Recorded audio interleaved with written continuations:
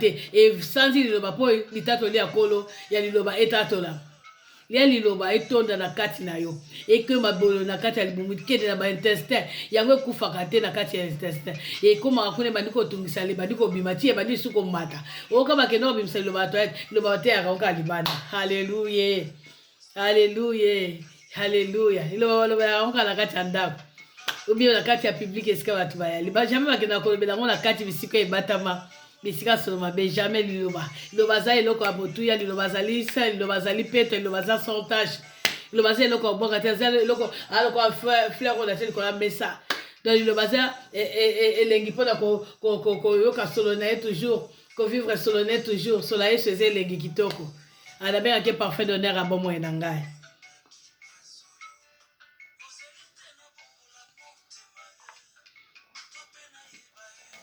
Alléluia.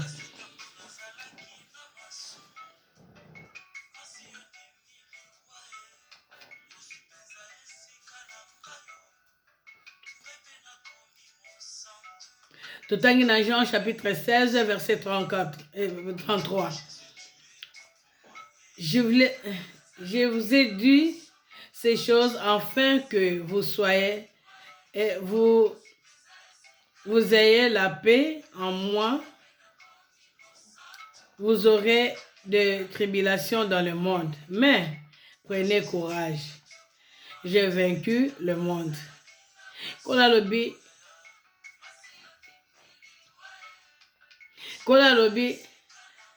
au lieu de bien les choses, je vous ai donné ces choses. Ngana apesi biso maloba na ye. Poto vivre en paix elongo na ye. Poto tambola en paix parce que muto azo tambola na paix aza toujours na koseka. Po liloba na ye pesa question. Azo tambola na paix. Jamais à cause de la moto, je stress pas à pamba, pas problème pas à pamba parce que aux autres tambola na paix. Jésus a za paix. Au moins, nous avons bien na balite na ozo kimia raso na bali. Na ozo pe oya mokili bo lukango. Ozo kimia me kimia kolandoka na kata libalo kaka kote kuna yindi te kuna bakabwani. Amelo wakete na koluka mwana pona zo kimia. Na koluka libala pona zo kimia. Na koluka musala pona zo kimia. Hallelujah. Na koluka mwa groupe na nga pona zo kimia. Akoti na ba groupe yoka kaka ba problème. Mais paix ya solo, le véritable paix est venu na kati na Yesu. Na malobo ya laksaki biso. Soko oza nango, ozi kimia libela. Poto yoki kuna baocha makelele. Yonde liloba muteza komema yo. Yonde liloba eza konduire yo za atina makelele wana te. Bache yo à côté, moyebi ke naza na mutu moko aza pembeni na nga azo souffler nga toujours na lito ya olo balanga. Suzy ne crains rien. Je suis ton Dieu. Hein? Ne crains rien. Bakamati yo soki balobi yo ke no sabote yo ta mosusu ki na kati ya ndako na yo to na libala na oto na bana na oto na banane mais la voix de Dieu ezoloba kati na yo azala na assurance na oyo ndimeli. Il est le Dieu de paix parce qu'il est tout agia ko combattre pour na yo akopesa yo esengo ozozanga aza un Dieu de paix. Alors que bato babiso ki na ye na zui musala na kokoma na zui kimia na zui mwasi na zui kimia na zui mobali na zui kimia na boti na zui kimia problème c'est problème na zui na kati ya famille na zui kimia nzoka problème c'est problème ok ndo kuta ba famille za ko palanga na de gauche à droite makelele kaka parce que pe eza kati na bango te liloba eza te balingi kobanga te balingi kotosa liloba te balingi kotia liloba na bisika te yango wana ba problème eza kolanda toujours. Na kati ya mabala ba discussion ce que ezali toujours parce que Jésus aza respecté te aza na première place te libala o ezali béni libala o eza na Yesu eza libala béni parce que Jésus-Christ azali wana pour empêcher bino paix. Mais là où il y a pas la paix donc nous va que Yesu azate eza bisika o lumière ezate donc moyen bokende bo avancer ezali te les oluka bino kozonga toujours na liloba na Nzambe. Yango wana kola zobetela biso sete awa pona kotalisa biso eke na pesi bino bolimbisanga ande kola zoba biso awa ke donc bolimbisanga parce que tout ce qui est né de Dieu pardon, la Mathilde. Ah, toi qui utilises l'argent, je vous ai donné ces choses afin que vous ayez la paix en moi. Donc, apesi biso liloba na ye mpo tozala na kimia na ye moto aza na liloba na nzambe ayebi ke kolasi osaki ngai eza lokola na kompani moko ozosala mosala eza na balwa nango yokamata makambo na libanda wana wana kompani wana te bapuso pembeni baotiaka kutu na batante baozela kaka mikolo na oyo osine contre esila balongolo na mosala wana parce que oza moto ya desordre na mosala so na mokili kutu baosala yango bongo epa na nzambe donc ezoluka toujours moto abomba oyo bapesi ye balwa bapesi ye na mosala c'est la même chose na liloba na nzambe tozala vraiment ya kolamuka mpo tozwa victoire na biso totambola nango avec assurance il faut tobomba makambo oyo ya nzambe liloba na nzambe mpo totambola avec victoire oyo parce que kola biso azali un dieu puissant oyo alongisa alonga mokili alongisi yo na kati na nyonso alors azopesa toujours bacommandement na ye tambola na liloba ya victoire oyo tambola na liloba oyo assurance ya kotalisa eke soki oza molongi ezali mpona boye mpona boye mpona boye siko mpona okoma oganye bamakambo oyo nazoloba molimo na yo ebika parceke nzoto kokozwa no nyonso ame soki molimo ebiki te ya pamba molimo nene mutu ana bezo ebika molimo na yo oza mama pasteur kofinga yo kotonga yo koyina yo oza mama pasteur kokabwana na bato kaka yo oza papa pasteur kaka yo badivision kaka yo ozali mondimi na kati na église baproblème na bato kaka koyina bato makanisi mabe kaka na kati na bato mpe ekozala kati na yo te parce que mpe ezali te mpe okozala jamais na kimia okozala jamais na kimia parce que ozali moto akolukela bato baproblème okoma nao moto ya mabaku na kati na église kola osepela na yo te alors tozonga na makolo na kolo mpo moto wana oyo ozobundisa moto oyo oyebi te soki epani ya simba nzambe na ye ye azotambola na victoire mais yo kuna kobetabeta kaka alors liloba ya victoire ekoya na oyo azobanga toujours nzambe yango wana kola aza koassure biso ke ata bitumba ekoya boyebeke ngai nazali wana nakolongisa bino. Donc tozala toujours na courage ya kolonga lisumu ya kolonga mabe ya kolonga misala mabe ya kolonga makambo mabe tobima balongi soki Yesu alongaki mokili biso pe tolonga so tondimeli Yesu soki Yesu alongaki masumu biso pe tolonga masumu soki Yesu alongaki makambo nyonso ya mabe biso pe tolonga yango kola changer biso langage a changer biso makanisi a changer biso mitema apesa biso mitema na ye motema mosuni motema libanga te motema mosuni motema molili te motema malamu motema ya koponapona te motema ya kokabola te motema ya kotalela bato na fasi mosusu te motema malamu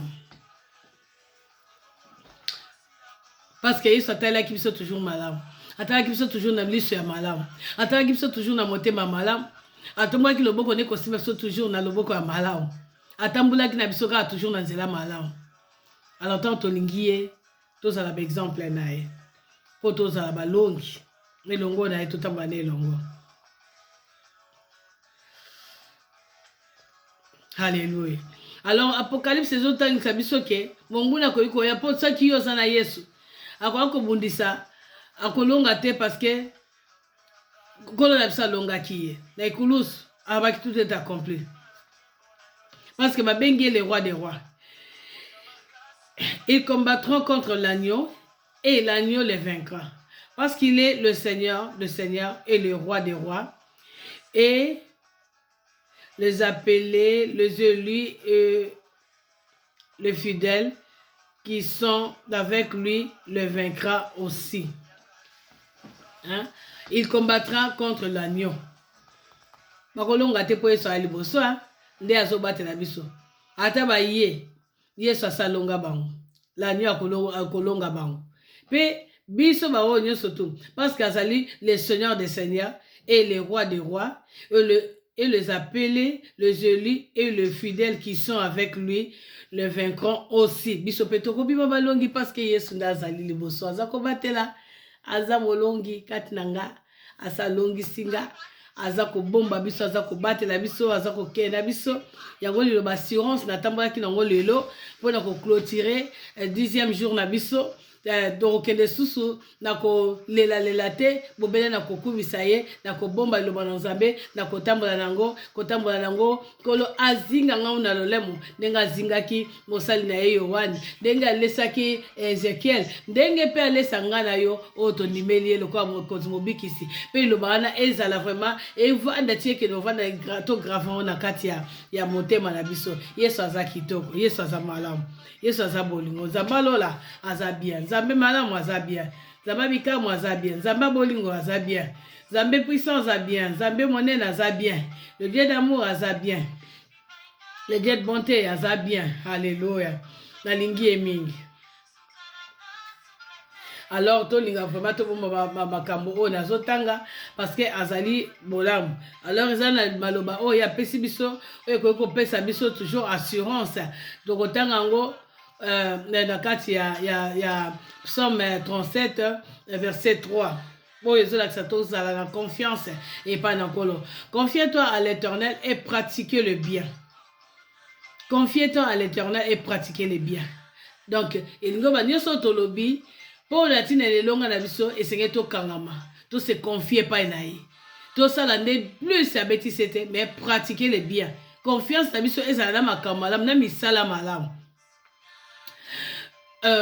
Psaume 137 verset 5 recommandez ton sort à l'Éternel, mets à lui ta confiance et il agira. Que n'importe quel problème yo toujours tika mona makolankolo kokende to kende kosala ba groupe pona kopanza to ninte pona ko tia soki mobulu ninte c'est confier zonga na makolankolo tikela ngo ye a ko agir parce que aza siko maître pa ina yo azali kolo na yo assurance ya makila mo centre oyo asala na yo yango wana nde eza ko ye akoyeba na ko combattre pona tina na ko résoudre ba problème yo zali nango yango ezoluka biso toujours to pratiquer makambo malamu liboso na nkolo to sala yo ezala toujours malamu to recommander makambo na biso epai na nkolo ya simba diriger biso akamba biso azala maître. Confie-toi à l'Éternel de tout ton cœur, pas kaka na monoko mais de tout ton cœur et ne t'appuie pas sur ta sagesse. Po musa kolo bote ngai naza juste olingi komilongisa te komilongisa te tika Yesu pesa motema no mobepa Yesu parce que Yesu atalaka le cœur azoyeba soko zoloba vérité to zokosa azoyeba soko za na raison to za na raison te azoyeba mais plus ezali dont on sort à l'Éternel de balobi tika Yesu akamayo pesa confiance na yo mobibe pa na nkolo soki oza na fidèle bakuti na fidèle na makambo baza kokondane kolo akokombattre kolo akolongisa yo parce que azali wana po na tina na yo ayaki unique maka po na tina na ngai na yo ayaki kofuta nyongo po na kosomba toujours nga na yo aye kopesa biso assurance po na tuni kolonga biso epai tozalaki quelque part wana to na molili nini to na makambo nini po na kolibere ngai na yo. Alors topesa confiance na biso epai na nkolo assurance mobimba oyo toza nango ezali Yesu Christ Masia. Alors confiez-vous à l'Éternel. Pardon bolimbisanga totangi na 2 Samuel 22-31. La voix de Dieu sont parfaites. La parole de l'Éternel est éprouvée et il est un bouclier pour tous ceux qui se confient à lui. Siko naza koloba deti mutu nazoteya mais nazoteya te naza ko répéter makambo oyo assurance oyo kola pesi biso oyo victoire ya kotambola nango ya ko se confier epai na nkolo eza ekomami parce que loba na ye eza sacré ekomami babi ekomami yo kotelema toujours na loba nzambe babi ekomami que la voix de l'Éternel est parfaite maloba na ye eza solo parole na ye ezali éprouvé et un bouclier. Pour tant que on a mon candidat ya Ephésiens c'est le baketo kamata ceinture le corps bouclier to lata yango mongo siko tango yesu azo bakeli loba na ye ezali le bouclier pour tous ceux qui se confient à lui. L'Éternel est bon. Il est un refuge au jour de la détresse. Il connaît ceux qui se confient à lui. Il connaît ceux qui se confient à lui. L'Éternel est bon. Il est un refuge au jour de la détresse. Il connaît ceux qui se confient à lui. Naleli, naleli. Nazangi, nazangi. Batikinga, batikinga. Baboinga, baboinga. Nazana pasi, nazana pasi. Hey boy. Mais awa kola beti sete. Alubi kibeke. Azali malamu. Azali lieu de refuge na miso. Yangwana Bible lobeke. Kende na ngomba koluka nga na ngomba pona kubondela koluka Yesu. Kende na lieu secret. Problème ni nango koleka yo. Kende na lieu secret. Esika mutu akoyoka yo te bandana kolela ka Yesu yo moko ka na makolono na makolona ya koyoka yo. Moi sona Monique malgré sa bika ki na eba bikisi na liwa alingi kotika te ye wana kaka mbangu azokende toujours maya miso ni Yesu kokata na te. Maya na miso na biso elelaka pa pamba te kasi elelaka pona bomo na biso pona tina na Yesu. Elelaka toujours pona destiner na biso epa na Yesu. Elelaka pona tina kombo na biso na kati ya buku na ekaniseli epa na Yesu. Elelaka pona tina eloba na Nzambe evanda Yesu abisika kati na biso. Elelaka poko ka comprendre makanisi ya Nzambe epai na yo posa na Nzambe epai na yo eza nini.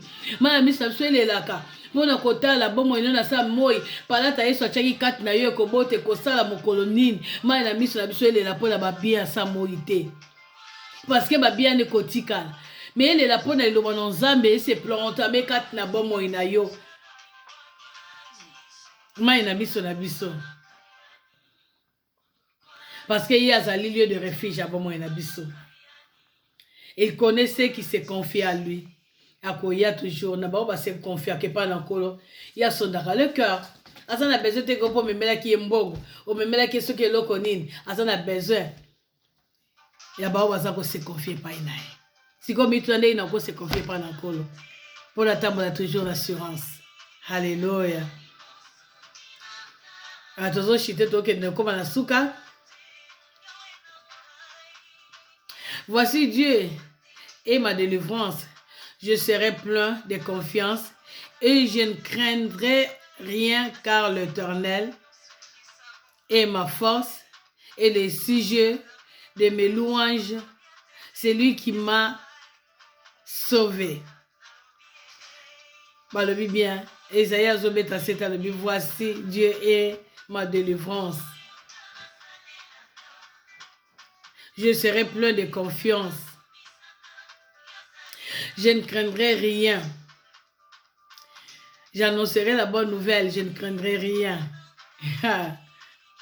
Car l'Éternel est ma force. Parce que Zabewana Tchapé Manekat Nanga Pambate. Je ne crains rien. Et le sujet de mes louanges. Na kolembate ko biele la ko kumisa ko sale la louange ko yembela ye. Odi so ko pesa ngana ko kota na ngoti na bastide na ko tambola na ngo kimomba na pesa merci pour akotisi yango e kaka na lolenge ezalela ki wana yeba ki na yembela ki na kati na motema akotisi yango eke mokili mobimanga ku na yebe pa yango ezalite. L'essentiel message est partout donc na ko banga te parce que Yesu azali kati na ngai.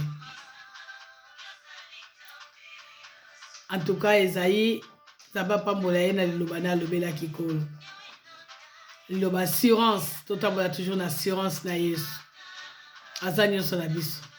Maboko ekauka ya place yango komi et comme maboko mobesi bandi ko bota.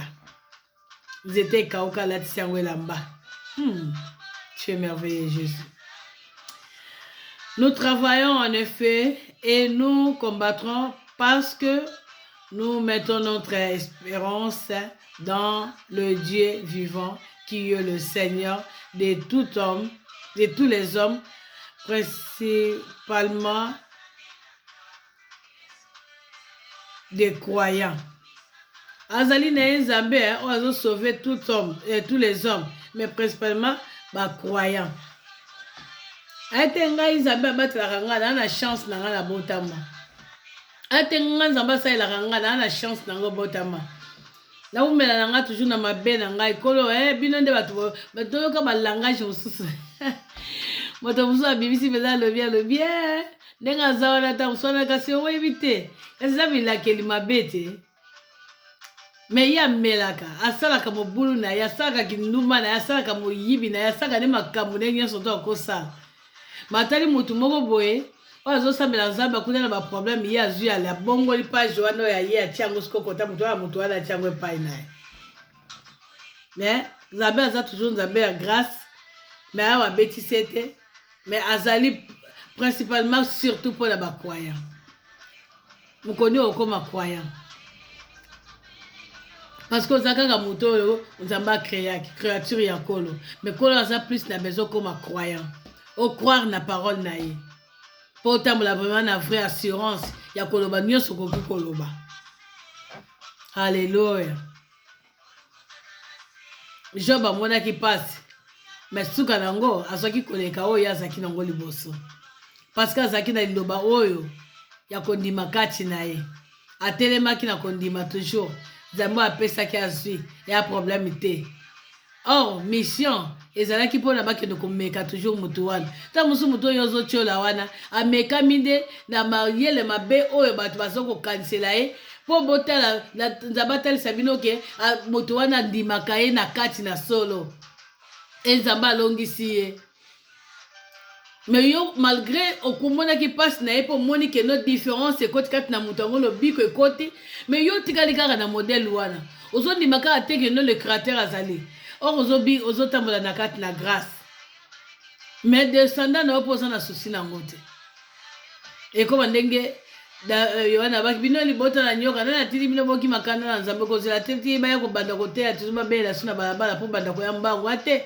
likambo moko elonde si boye koluka yesu telema luka liloba assurance eza yesu yesu masiya ça ne sert à rien de passer le temps na makambo apamba sala bilan ya vie na yo ya age oza nango ya 365 jours pourquoi ozomela kaka modele wana ozwa nini oza na nini oganya nini mpo na yesu azwa bisika na kati na yo te halleluya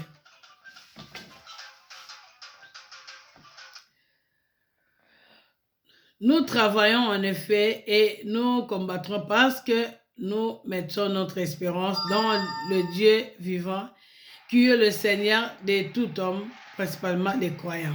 Ils en ont 1 Timothée, chapitre 4, verset 10. Tokiti Psaume 125.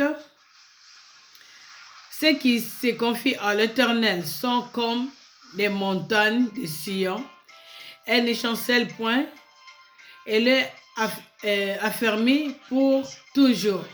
Ceux qui se confient à l'Éternel, ce sont comme les montagnes de Sion. Ceux qui se confient à l'Éternel sont comme les montagnes de Sion. Elle ne chancelle point, elle est affermie pour toujours. Alléluia. La crainte des hommes tend un piège, mais c'est lui qui se confie à l'Éternel est protégé. Tosukiwana, la Proverbe 29, 25. La crainte de l'Éternel, la crainte des hommes tend un piège. Yom tozalaka te, mais awa lilobelobi, mais celui qui se confie à l'Éternel est protégé. Na sepe naza la protégé pa na nkolo ke pa na mutu. Po mutu pa okufa na ye. Po mutu pa osilaka na ye. Po mutu pa obebaka na ye. Tomona na bakonzi ya mboka babaki ke bakotika mokilo te batika. Bakonzi ya mboka bavwandi na ba trésor nyonso na maboko na bango na bana bango batika nyonso. Ba misusu kutu bazokoka suki kotambola te bakomema bango bango mutu bazali kokomande bakomi komema bango lokwa mais balobi oyo nyonso to akimeli epai na nkolo azali bien protégé. na sepe nazala protégé na nzoto na nga na molimo na ngai epai na nkolo epai na moto oyo akosalela nde ngai te akopesanga bomoi ya seko te. Alors assurance na biso evai na makambo na nzambe, victoire na biso eza na kati ya elonga na nzambe. Alors lelo yayaki mpona to remercier nzambe mpona victoire ya elonga ya pendant 10 jours. Donc tolelo topartage ka liloba na nzambe parce que yango nde bilei ya bomoi, bilei eleki bilei nyonso eza parole de Dieu. Yango napesi na yaki kaka mpona memela bino baverset oyo assurance oyo mokanda na prophétie elobi mpona ntina ya bomoi na ngai na yo oyo ezopesa biso assurance ezopesa biso epesi biso victoire na kombo na Yesu Christ mpe assurance ya kokolisa su kondima na biso ya kopusa biso toujours de l'avant ya kozala toujours na courage ya kotatola monene na nkolo mpe kokumisa mpe koyembela ye kosakola kombo na ye ya kobomba ye ya kolinga ye ya kotia misala na ye biso to en pratique tozala kaka bato ya koloba na monoko te sans pratique ana besoin komona bapratique kati na bomoi na biso. Halleluya. Alors napesi nzambe merci na nyonso bandeko nyonso tu oyo basepelaka toujours koyoka message ezobima toujours na kati ya panier ya mama Suzu euti epai na nkolo Yesu Kristu message atia kati na nga nzambe apambola bino baoyo nyonso balandaka message oyo napesaka nazosenga na le créateur de cieux de la terre atala bosenga motema moto moko abikisa ye apesa ye besoin na ye kolo amimonisa ye kolo aletisa ye couronne kolo apesa ye asala ne alliance na makambo ne nyonso kolo azala maître na destinée na ye kolo akitisa mbula mapamboli nde balobi bénédiction na baoyo nyonso bazwaka ta na bango mpo latina na koyoka message oyo kola tia kati na nga eza na makasi na ngai te nazwaka yango eza kaka Jésus Christ nazwaka ton te navandi na bandi kokoma soki nini te me ezali so ekola apesi nga abikende na ye na ye kopesa bino naza na nga kaka compagnon d'œuvre lokola bandeko na nga mosusu kolo moto ayebi ndenge azomemela ngai modele akokambela ngai mpo te nakoka na kosalela ye lisusu odela donc mposa na ngai ezali nasalela lisusu koleka kodela parce que makambo asala na vie na nga ekoti na nga te nazala silence ekoti na nga te navanda na ndako ekoti na nga te nazala prisonnier quelque part ezotinda ngai toujours nakende kodefendre kombo na ye mpe na bamisusu yango toujours na yaka balobi lumière batiaka yango na sa mesa te batiaka yango likolo ya mesa yango bozomona toujours nazoluka baposibilité nyonso ya kokota na basite kaka mpona kopesa bino tikolo alongola biso na bamalili oyo alakisa biso esu nde elongeni tokotatola ye mpe na kati na ba 5 nations